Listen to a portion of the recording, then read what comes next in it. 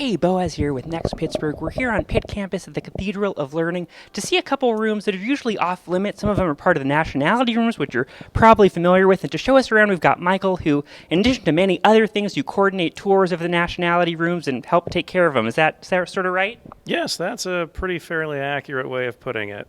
So this room you just unlocked. So this is a room that most folks can't generally walk into. So where are we about to head into now? We're about to head into the Crone Shenley Ballroom. Now, if the Shenley name is familiar to you, it's because she was the daughter of William Crone. And after she became eloped to a British officer, she became Mary Shenley. This is the room that was supposed to be her coming out to society ballroom, and she never used this room in the house in Stanton Heights. And so in the 1940s through early 50s, the room was transferred into the University of Pittsburgh. So what we have in this room is the original ceiling and walls, the columns. It's a little bit shorter than it really should be because it was fitted into the university's space. What would like a coming out party have looked like? Do you know?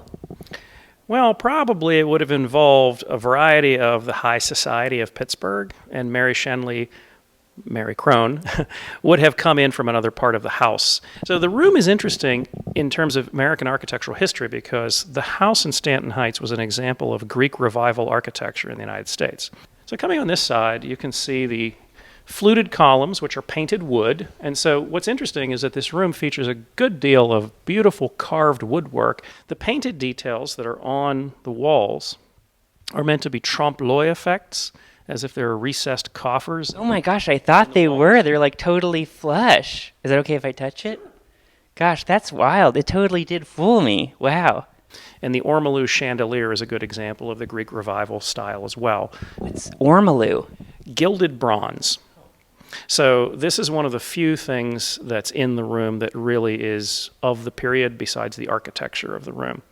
So normally people can just sort of peek in from this vantage point. Yes, that's correct. The Syria-Lebanon Nationality Room is a historic property.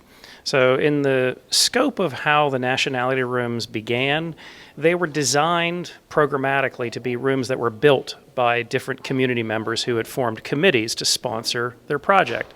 In the case of this committee, comprised of Syrian and Lebanese people, their chairman, who was a local dentist, had visited New York City, and he saw this room for sale at a New York art gallery, and he convinced his committee members to purchase the room. And then there was the challenge of transferring it and rebuilding it into this space. The reason that the Syria-Lebanon room was in New York to begin with is that during the modernization of Damascus, at some point in the 20th century, homes like this were being torn down and sold to enterprising people who would give them to galleries or to collectors or to museums. Normally, the room is not open to the visitors because that craftsmanship is so old. The room is dated to around the early 1780s, and it would be very easy if we were to lean against the walls to damage the decorative treatment to the wooden panels. We would have walked into what would have been a reception room or a welcoming room, similar to maybe a living room nowadays in one of our homes, for a middle-class to well-to-do Syrian family in Damascus. So what do we know about like this room's life when it was in Damascus? The most that we can surmise is that it was owned by a Muslim person. And so at the tops of the walls on mustard yellow panels are Arabic inscriptions that are quotations from the Quran, for example. At the far end of the room, in front of me, is a niche in the wall. And this would be familiar to Muslim people who would observe their religious practices at a mosque. In a mosque, it would be known as a mihrab. Here, we do not know if it really was used in that way because the building is not in situ. Yeah. It's been removed. A few thousand miles away. Yes, and a few hundred years away as well. But what I can tell you is that this is definitely not pointed towards Mecca as a mosque's mihrab would. This is pointed towards downtown Pittsburgh to the west. I'd like to point out the chandelier. Oh, yeah. The lighting fixture is an indication of material that has to be acquired from other parts of the world. It's not from Syria or Lebanon, but rather from Cairo. These are not the original glass canisters. They did not survive. These are actually reblown Coca-Cola bottles. Oh my gosh, that's so cool. Well, what a special space. I mean, just like walking in here, it really feels sort of transformative. Yes, I think it's because it is a space that represents a very historic true interior. People hundreds of years ago actually lived in this space. Yeah. Well, here we are at the early American room on the third floor of the Cathedral of Learning, and this is also a very unique room. This room was a gift to the university by George Hubbard Clapp. He wanted a room that represented the character of New England pioneers. So as we look around the room, the first floor is meant to give you the effect of a common one-room farmhouse. Right. And there is an emphasis on the importance of the fireplace for cooking, for cleaning, for warmth.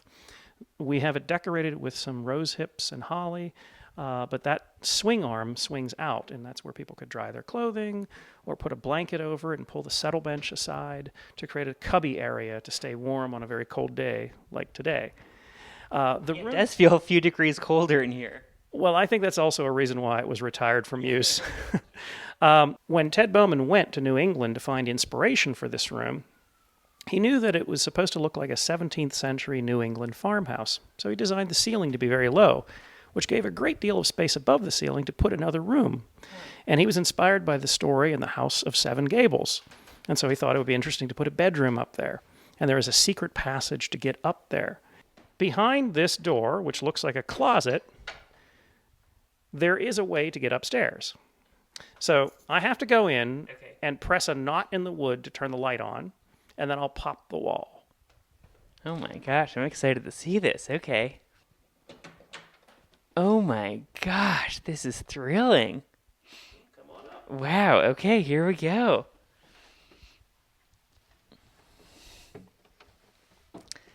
This is wild.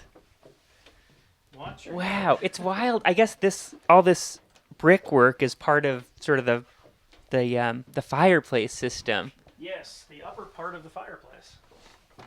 Pop under here. Wow, there's just like a legit bedroom up here. So, for various reasons, guests have to be attended when they come into the early American room.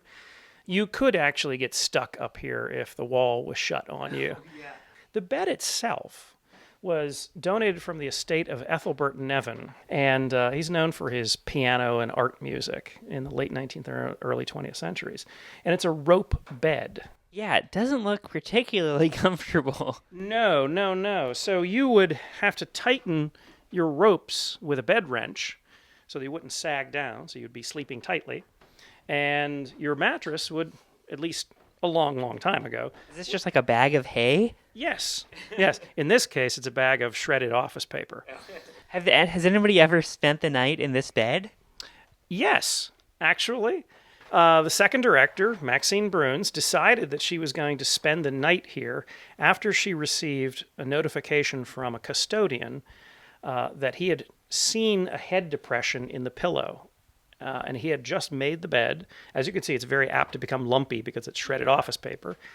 And when he shared that with Maxine, she wanted to believe that it was her grandmother, since this was her grandmother's wedding quilt. So she attempted to spend the night here. She did not sleep in the bed, but she slept on the floor in the foot of the bed in her husband's World War II era sleeping bag. Okay. And when a water bottle fell from her backpack, it freaked her out, and she took it as the ghost of her grandmother Martha was communicating to her. And so she said, "Grandma, you can have your damn room back." And she left. So Maxine was a huge proponent that it was a haunted room. Yeah. So I noticed there's another doorway back there. Does that go to this extra secret third floor? No, it goes to a storage area where a lot of the holiday decorations are stored, and also a furnace. Well, Michael, thanks so much for the tour. And if people do want to come check it out, how can they find out about getting on a tour? Well, if people visit our website, which is www.nationalityrooms.pitt.edu, there's a tab for tours. Clicking on the Tours tab will indicate a form that they can fill out. They are guided tours. They are given by very energetic and generous undergraduate guides and a few older, mature adults who also help out, and occasionally me. So everybody is welcome to come. We try to show as many rooms as are available, but there are 31 rooms, so there's always going to be a selection, and they're all instructive in their own way. Gosh, thanks so much. This was really fun. I appreciate it. Oh, it was my pleasure. Thanks a lot for coming.